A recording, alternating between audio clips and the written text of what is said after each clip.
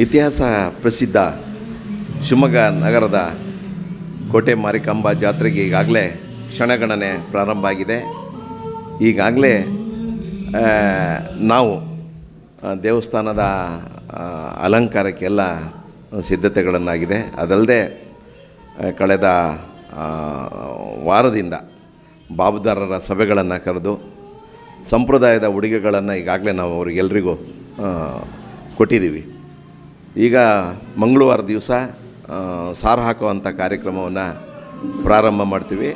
ಸಾರು ಹಾಕೋದ್ರ ಮೂಲಕ ಇಡೀ ಶಿವಮೊಗ್ಗ ನಗರದಲ್ಲಿರೋಂಥ ಜನರು ಮಾರಿ ಹಬ್ಬದ ಒಂದು ಸಾರು ಹಾಕಿದ ಮೇಲೆ ಏನಪ್ಪ ಅಂದರೆ ಪ್ರತೀತಿ ಯಾರೇ ಆಗಲಿ ಊರಿಂದ ಬಿಟ್ಟು ಹೊರಗೆ ಹೋದರೆ ರಾತ್ರಿ ಒಳಗೆ ಮತ್ತೆ ಬಂದು ಮನೆ ಸೇರ್ಕೊಬೇಕು ಅಂತೇಳಿ ಹಿಂದಿನ ಒಂದು ಸಂಪ್ರದಾಯ. ಹಾಗಾಗಿ ಮೊದಲು ತಿಂಗಳುಗಟ್ಟಲೆ ಮುಂಚೆನೇ ಸಾರು ಹಾಕ್ತಿದ್ವಿ. ಈಗ ಒಂದು ವಾರಕ್ಕೆ ಮಾಡಿದ್ದೀವಿ, ಎಲ್ರಿಗೂ ಅನುಕೂಲ ಆಗಬೇಕು ಅಂತೇಳಿ. ಇದ್ರ ಜೊತೆಗೆ ಮುಂದಿನ ಮಂಗಳವಾರದಿಂದ ಗದ್ಗೆಯಲ್ಲಿ ಮಾರಿಯನ್ನು ಪ್ರತಿಷ್ಠಾಪನೆ ಮಾಡ್ತೀವಿ. ಹಾಗೆ ಬುಧವಾರದಿಂದ ಗದ್ಗೆಯಲ್ಲಿ ಗಾಂಧಿ ಬಜಾರ್ನಲ್ಲಿ ಪ್ರತಿಷ್ಠಾಪನೆ ಮಾಡ್ತೀವಿ. ಬುಧವಾರದಿಂದ ಗದ್ಗೆಯಲ್ಲಿ ಪ್ರಾರಂಭ ಆಗುತ್ತೆ. ಹಾಗಾಗಿ ಶಿವಮೊಗ್ಗ ನಗರದ ನಾಗರಿಕರು ಮಾರಿ ಜಾತ್ರೆಗೆ ಸಕಲ ಸಿದ್ಧತೆಗೆ ಎಲ್ಲ ಸಿದ್ಧತೆ ಆಗಿದ್ದಾರೆ. ಹಾಗೆ ಶಿವಮೊಗ್ಗ ನಗರದ ತುಂಬ ವಿದ್ಯುತ್ ಅಲಂಕಾರಕ್ಕೆ ಈಗಾಗಲೇ ಎಲ್ಲ ಸಿದ್ಧತೆಗಳನ್ನು ಕೈಗೊಂಡಿದ್ದೀವಿ. ಈ ಬಾರಿ ವಿಶೇಷವಾಗಿ ಶಿವಮೊಗ್ಗ ನಗರ ಸಿಂಗಾರಗೊಳ್ಳುತ್ತೆ. ಅತಿ ಹೆಚ್ಚಿನ ಸಂಖ್ಯೆಯಲ್ಲಿ ಜಾತ್ರೆಗೆ ಪಾಲ್ಗೊಳ್ತಿದ್ದಾರೆ, ಸಿದ್ಧತೆಯನ್ನು ಮಾಡ್ತಿದ್ದಾರೆ ಎಲ್ಲ ಸಮುದಾಯದವರು.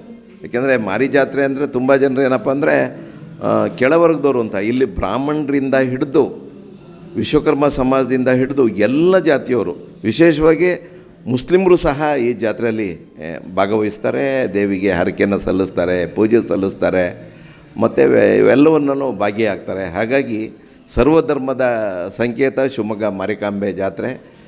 ನಾಳೆ ಮಂಗಳವಾರದಿಂದ ನಾವು ಒಂದು ವಾರಗಳ ಕಾಲಕ್ಕೆ ಸಿದ್ಧತೆ ನಡೆಸ್ತೀವಿ. ಇದ್ರ ಜೊತೆಗೆ ಕುಸ್ತಿ ಇರುತ್ತೆ, ಬೇರೆ ಬೇರೆ ಸಾಂಸ್ಕೃತಿಕ ಕಾರ್ಯಕ್ರಮಗಳು ಪ್ರತಿದಿನ ಸಂಜೆ ದೇವಸ್ಥಾನದ ಆವರಣದಲ್ಲಿರುತ್ತೆ. ಎಲ್ಲ ಸದ್ಭಕ್ತರು ಇದಕ್ಕೆ ಸಿದ್ಧರಾಗಬೇಕು, ಹೊಣೆಯಾಗಬೇಕು, ಮಾರಿಕಾಂಬೆ ಕೃಪೆಗೆ ಪಾತ್ರರಾಗಬೇಕು ಅಂತ ಹೇಳಿ ಪ್ರಧಾನ ಕಾರ್ಯದರ್ಶಿ ಎನ್ ಮಂಜುನಾಥ್ ಈ ಮೂಲಕ ವಿನಂತಿಸ್ಕೊಳ್ತೇನೆ.